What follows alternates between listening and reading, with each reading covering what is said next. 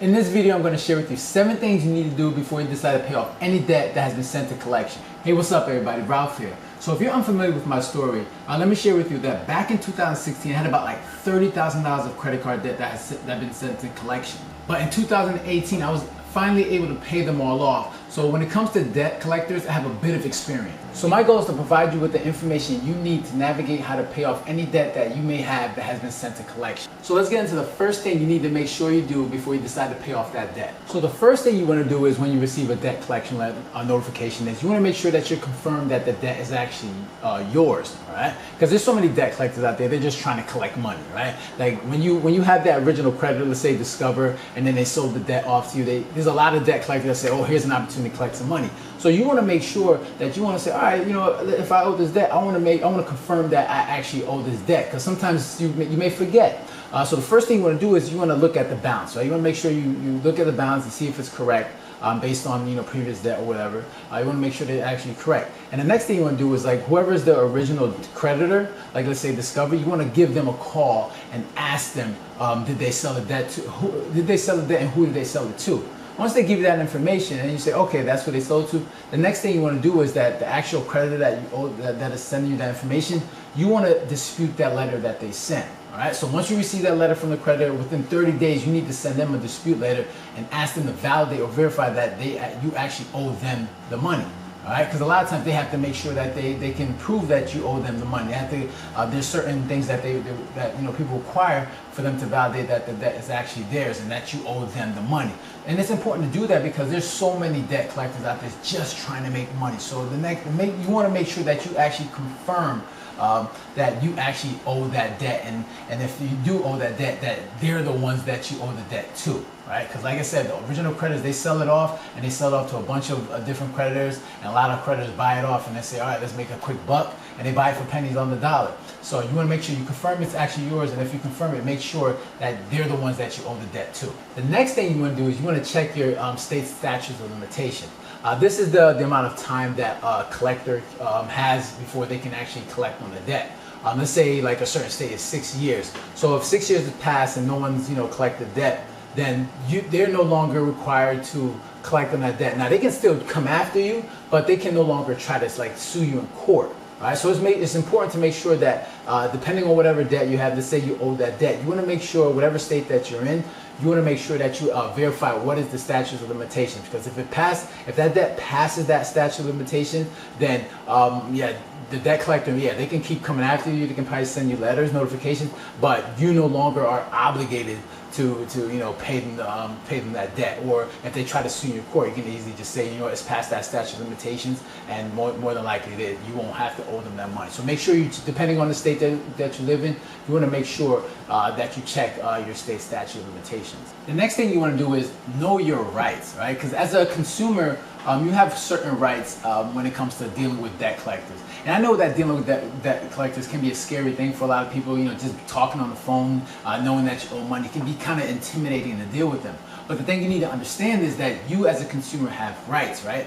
And under the FDCPA, which is the Fair Debt Collections Practicing Act, it lets you know that it limits how collectors can communicate with you. Right? For instance, when it comes to collection, they can't call you anywhere between 9 p.m. and 8 a.m. Right? Between that time, they cannot contact you. They cannot contact your job or anyone in your job and let them know that, or let anyone in your job know that you actually owe a debt.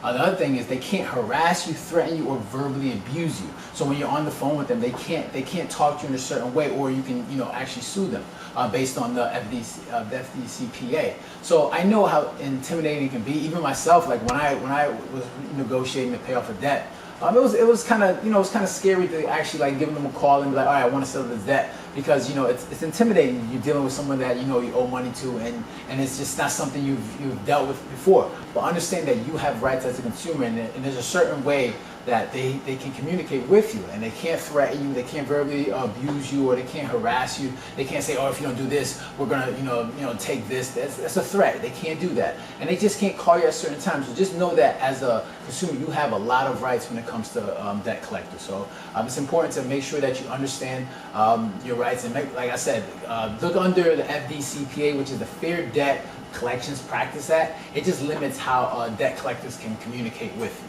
Okay, so check that out, understand, learn it, and then once you're ready, man, just at least have an idea of what it entails in terms of having negotiations or having discussions with debt collectors on the phone. Now, the next thing you want to do is figure out how much you can afford to pay. Right? Obviously, you want to assess your finances. You want to see how much money that you have in the bank, where you can say, all right, you know what, I'm looking to negotiate, I'm looking to pay off this debt. You want to make sure you assess your finances and just have a realistic idea of like what you can afford to pay. Because obviously when you're negotiating with these people, you want to make sure that you're like, all right, this is what I have and this is what I can give. So you want to make sure that that you have the amount that's in your, that you can afford to pay. And even if you don't, make sure that you look over your budget and let's say, all right, you know what, maybe we got to knock some things out, we got to remove some things from our budget and save some money. And over time, when you're ready to make that call, you have enough money in the bank. Because obviously the next thing you want to do is you want to decide if you want to pay in full, lump sum, or you're going to make payment plans.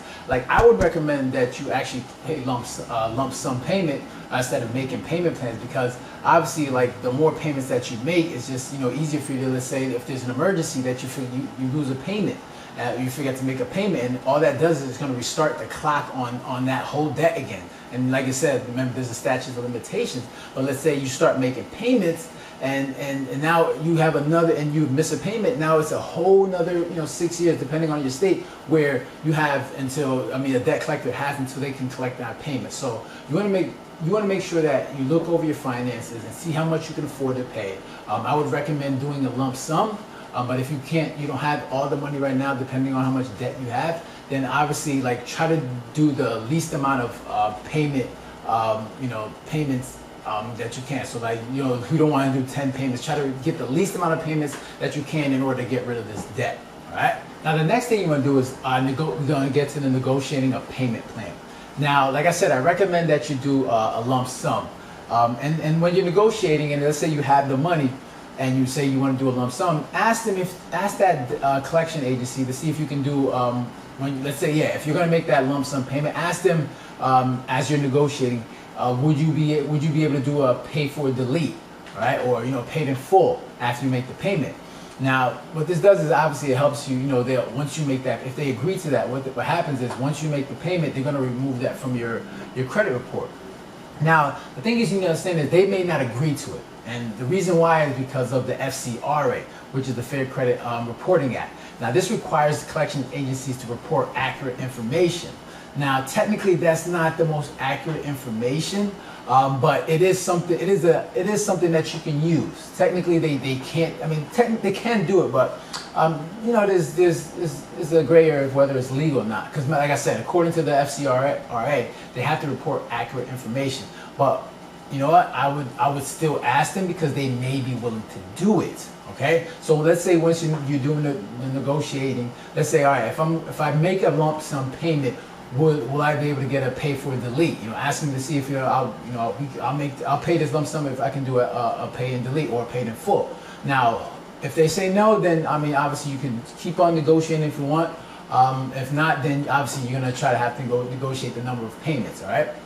And when you're doing this, let's say whatever agreement, whether you decide to pay a lump sum or you're going to do payment plan, make sure you get it in writing. All right. Let's say, so when you say, all right, this is what I want to do, I want to pay a lump sum, I want to make a payment plan, make sure that they put everything in writing. All right. And they have to let them send that to you so you can review it and say, all right, okay, I agree with everything that's on here, everything looks good. And then obviously you go forward with that. But make sure that, obviously when you're negotiating, ask them if they can do the pay for delete or paid in full option. If not, then you do, a payment plan, or you just obviously do the lump sum, and it's probably still going to be in your credit report, but it's going to be reported as, probably paid less than the amount, which is not great, but at least it's paid, right? And make sure to have the agreement in writing. Whatever you guys agreed to, whatever you guys negotiated, make sure you have all that in writing. Have them send it to you. look over it, and then once that's done, then you can go on to the next step. So the next thing you want to do is start making payments, right? Now, once the agreement is made, you want to make sure you pay via money order, right? Along with like a return receipt, right? Because you want to make sure, you want to verify that actually you sent the money and they received it, right? So just to verify, because you want to make sure you track everything. And obviously, this will verify that the money's received. And and the reason why I use a money order is because like, instead of using a check, if you send them a check, they have access to your bank account information, right? And although you've made an agreement, there's been instances where people send money to collections, let's say for like $5,000, okay? But they owe like $10,000, right? So once they send a check, right, now the credit collection agency has access to your bank account, and they'll take more than the agreed amount. So instead of taking the $5,000, they'll take whatever's in there, or $7,000. So what I like to do is I usually send a money order. So I'll go to the store, get the money order, whatever's on that check is what's going to be cashed. And I like to make sure I send that, because they'll never have access to your bank account information. So when you're doing that, don't send a bank check. Send anything that obviously doesn't have access to your bank account. So for me, it's like a money order, or whatever other form of payment that you can use without that won't give the collection agency access to your bank account. Okay? Now the next thing you want to do, you want to make sure you keep record of everything. I want you to once you have that first conversation with the collection agency, you want to make sure you record the agent's name. You want to make sure you get his contact information. You want to get whatever you discussed, the agency's name, all right, and also obviously the copy of the agreement. You want to make sure you document everything. You want to record everything, because obviously once all this is finalized, you never know that there might be another collection agency that tries to come after you and says, oh, you owe this amount of money. And if you have all that stuff in writing, document, like, no.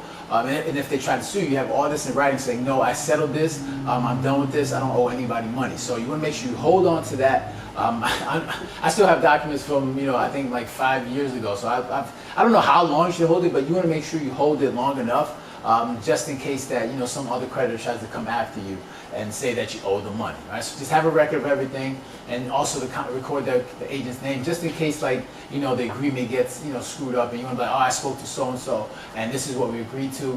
And yeah, so you want to make sure that you record everything, document everything, and make sure you keep track of everything that you guys negotiated or discussed. And the last thing you want to do is you want to check your credit report, right? So after that final payment is made, wait like 30, 45 days, and then you want to make sure you check your credit report and make sure that whatever you guys negotiated, make sure everything's accurate. Like whether you guys negotiated a pay for delete, paid in full, you want to make sure that that is recorded on your credit report. All right. So sometimes they forget, sometimes they don't follow through. So you want to make sure after that final payment is made, 30 days after, 45 days after, you want to look at your credit report and make sure that everything is accurate. And if not, then you want to make sure you just you dispute it, or you call the collection agency, or you contact the bureau and say, all right, everything was finalized, everything is done. If the bureau, if the 3 credit bureaus ask for proof, then you have everything documented. You send that to them, and then it should get correct. So my final thoughts on this, like I said, I know how dealing with collections can be very intimidating, but just understand that you can do it.